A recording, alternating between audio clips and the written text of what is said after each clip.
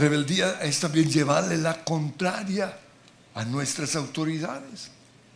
En los años 70, la iglesia cristiana era un poco legalista. En ese entonces era pecado ir a cine. Cuando yo iba a cine, yo me entraba corriendo para que nadie me viera, porque era pecado. Era pecado practicar deporte el día domingo.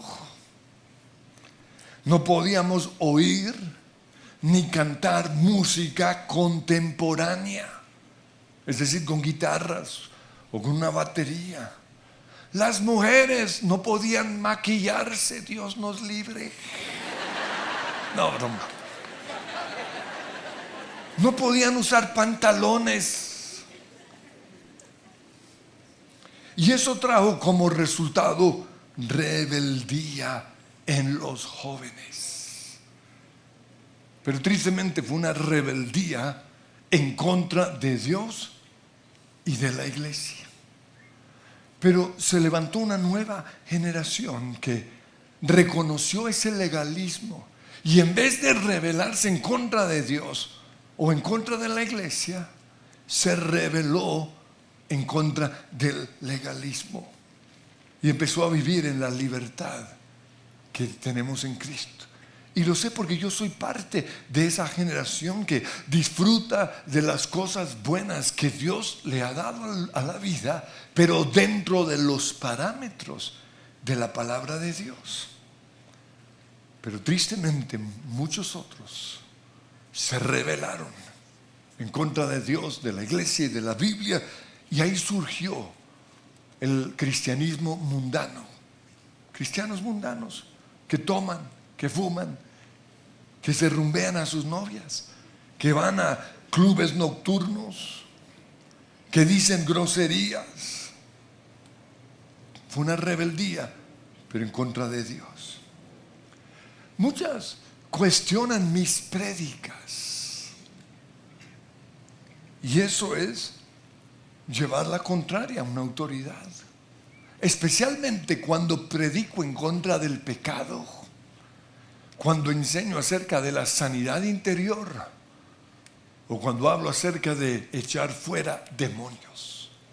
Ahí muchos me llevan la contraria y dicen cosas como: ¿en dónde está eso en la Biblia? O que es lo mismo que Satanás le dijo a la mujer: con que Dios les ha dicho. Esa es rebeldía.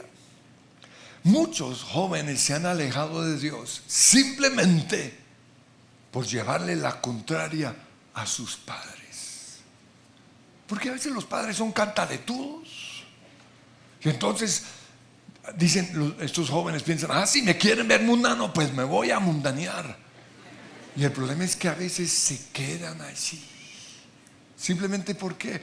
Por rebeldía. Por esa razón es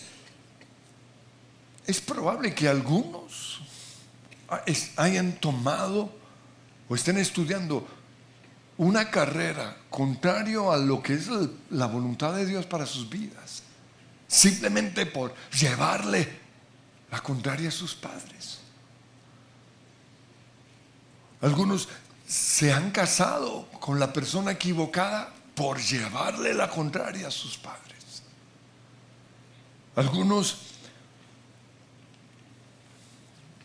son quizás desordenados por llevarle la contraria a su mamá o a su papá perfeccionista.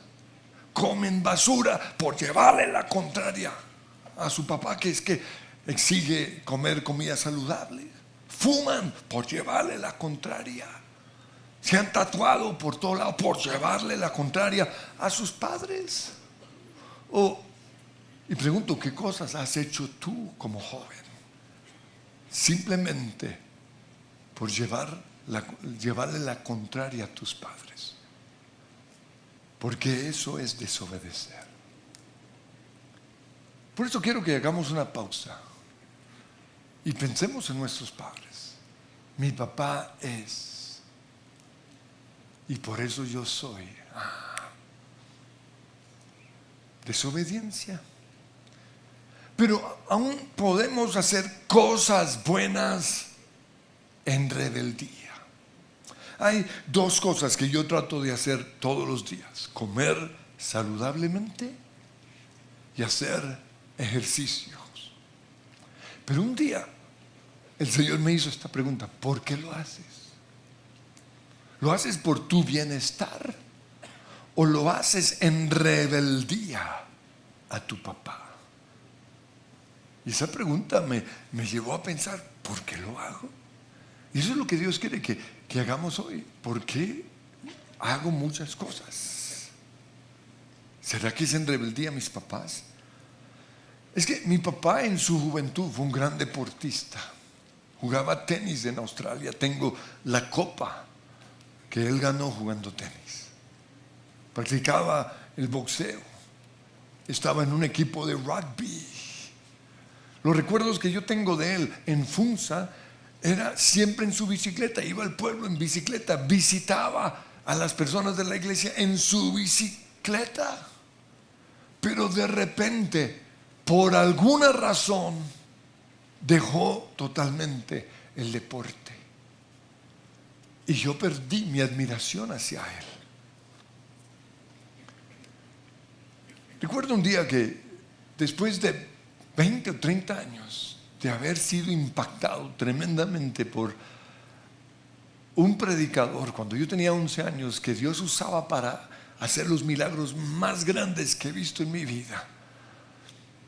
Un día, después de 30 años, volví a hablar con él porque desapareció totalmente del planeta. Y yo le pregunté: ¿qué pasó? ¿Por qué te fuiste? Y él me dijo: es que me cansé de ver gente siendo sanada en mis campañas y luego encontrarlas 6 meses después igual de enfermas o aún más enfermas. Por eso, en vez de tener estas grandes campañas evangelísticas, construí casas de sanidad, y así las llamó, a donde llevamos a las personas y les hacemos 3 cosas. Número 1, los llevamos a que dejen de pecar, porque el pecado es lo que está enfermando a la gente. Número 2, que sanen sus corazones, porque las heridas del alma es lo que enferma a las personas. Y número 3, les enseñamos a comer saludablemente. Les enseñamos la dieta bíblica. Esas palabras me cambiaron, porque yo ni siquiera sabía que en la Biblia había una dieta.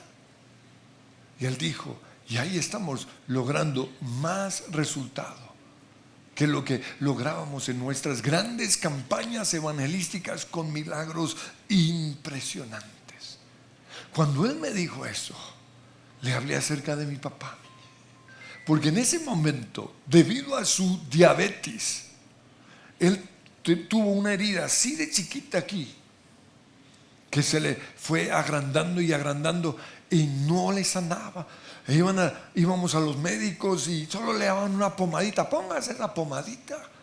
Y estaba comiéndose su pierna, olía horrible, se estaba comiendo ya el hueso. Y le dije: ¿hay forma? ¿Usted podría ayudarlo? Y él me dijo: sí, pero tendría que hacer un ayuno de 21 a 40 días. Cuando me dijo eso, dije: no, mi papá no lo va a hacer.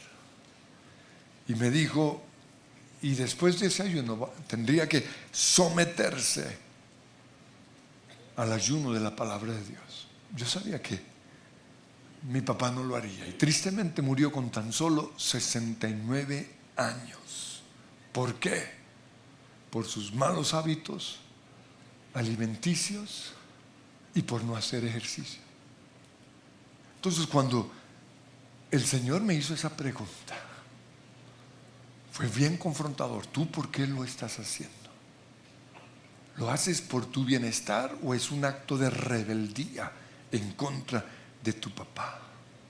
Porque hay cosas buenas que hacemos en la vida, pero con una motivación equivocada. Es en las pruebas en donde nosotros aprendemos a obedecer. Jesús dice la Biblia, por lo que padeció, aprendió a obedecer. Filipenses 2:5 dice, la actitud de ustedes debe ser como la de Cristo Jesús, quien siendo por naturaleza Dios, no consideró el ser igual a Dios como algo a que aferrarse. Por el contrario, ¿qué hizo? Se rebajó voluntariamente, tomando la naturaleza de siervo y haciéndose semejante a los seres humanos. Y al manifestarse como hombre, se humilló a sí mismo y se hizo obediente hasta la muerte y muerte de cruz. Aprendemos obediencia solo en el sufrimiento. La cantidad de multas que tuve en Australia me han enseñado a poner atención a los avisos de tráfico. Porque en Colombia uno no mira los avisos de tráfico, uno mira a 30, uno nunca va a 30. Ahí dice pare, nadie para, o sí paran. Pero en Australia uno puede ir a 80 y de repente hay un aviso que dice 60. Después de ese aviso, inmediatamente toman la foto. Y fueron tantas las multas que yo recibí, que por el sufrimiento que aprendí.